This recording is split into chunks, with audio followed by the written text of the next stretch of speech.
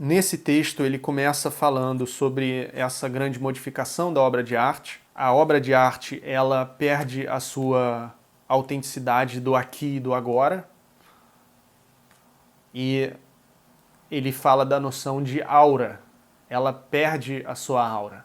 A grande diferença, já introduzindo, vai ser que a obra de arte ela vai estar mais associada à técnica, à noção, portanto, de techné, não de as teses, é muito mais a técnica do que a percepção, a afetação, a como que você vai ser afetado por aquilo, porque em vez de ser uma coisa única e autêntica que está ali na sua frente, é uma cópia da cópia da cópia da cópia, que não tem, portanto, um valor singular, né? Você vai ver um filme no cinema, aquele filme não é o filme, o único que existe, assim como você ir no Museu do Louvre ver a Mona Lisa.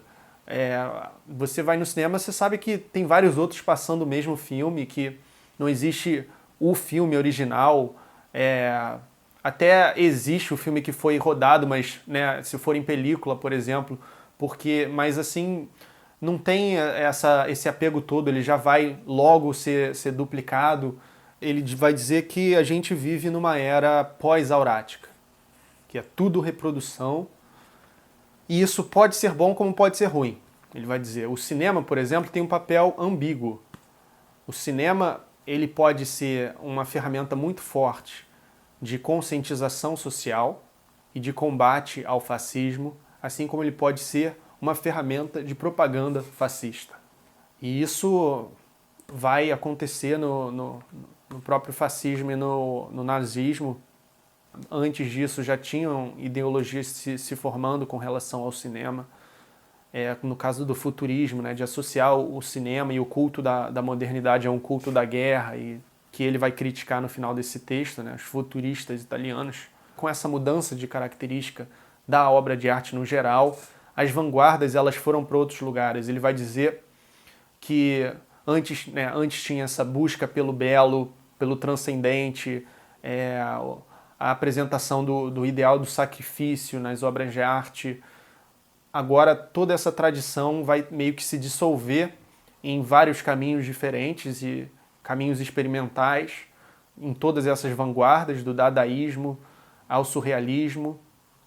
E a obra de arte vai estar muito associada a um choque, né? A chocar o espectador, a causar, a provocar. Mesmo na reprodução mais perfeita, uma coisa se perde. O aqui e agora da obra de arte. Sua existência única no local em que se encontra. Não tem isso no filme. No entanto, é nessa existência única e somente nela que está realizada a história a qual a obra de arte esteve submetida no decorrer de sua duração. O aqui e agora do original compõe o conceito de sua autenticidade, sobre o qual se funda, por sua vez, a representação de uma tradição que repassou esse objeto até os dias de hoje como um mesmo e idêntico. A totalidade do campo da autenticidade mantém-se alheia à reprodutibilidade, e natural não somente à reprodutibilidade técnica. A catedral deixa seu lugar para ser recebida no estúdio de um apreciador da arte. A música coral, que era executada em um salão ou ao ar livre, deixa-se apreciar em um cômodo. A gente tem uma relação muito diferente com música. E a gente também ouve a música, talvez, né, na maioria dos casos, de um jeito muito mais disperso, né, que é uma coisa que ele também fala aqui que a gente foi da imersão para a dispersão. Né. Aquilo que se atrofia na era da reprodutibilidade técnica da obra de arte é a sua aura. A técnica reprodutiva desliga o reproduzido do campo da tradição. Ao multiplicar a reprodução, ela substitui sua existência única por uma existência massiva. E, na medida em que ela permite a reprodução ir ao encontro do espectador em sua situação particular, atualiza o reproduzido. Isso continua. Olha como o texto é atual, né? Essa revolução ainda está em curso, porque é de fato mais particular do que jamais foi. Você vê um filme no seu smartphone. Seu agente mais poderoso é o cinema. A significação social do filme mesmo em seu aspecto mais positivo, e justamente nele, revela-se impensável sem esse seu lado destrutivo, catártico, a liquidação do valor da tradição na herança cultural. Esse fenômeno é especialmente acessível nos grandes filmes históricos. Mas o que é a aura de fato? Uma trama peculiar de espaço e tempo, a aparição única de uma distância por mais próxima que esteja.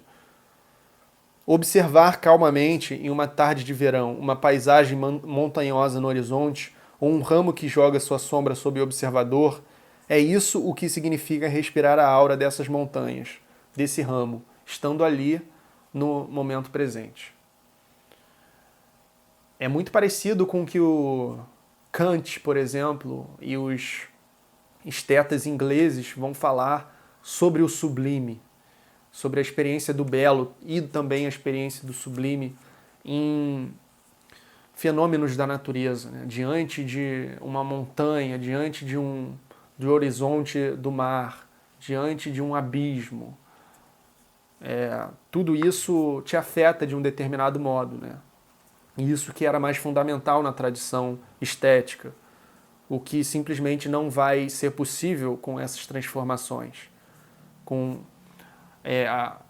um privilégio da técnica a esteses, né? Estando de posse dessa descrição, torna-se fácil perceber a condição social inerente à deterioração contemporânea da aura. Ela repousa sobre duas circunstâncias, ambas ligadas ao crescimento progressivo das massas e à intensidade crescente de seus movimentos.